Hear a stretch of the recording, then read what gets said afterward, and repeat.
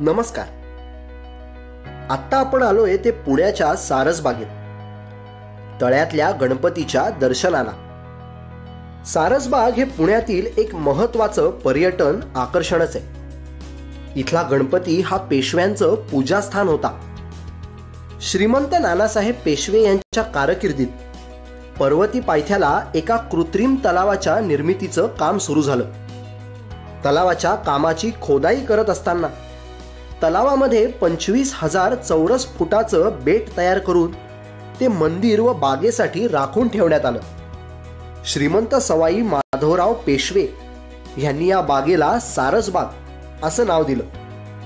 आजही या बागेबद्दल, इथल्या गणपती मंदिराबद्दल अनेकांना आकर्षण असतं. या बागेत असे विविध रंगांचे, जातीचे पक्षी, प्राणी हे नेहमीच बघायला मिळतात. इथे दररोज 5 ते 10 हजार भाविक गणेश दर्शनाला येत असतात. अनेक पुणेकर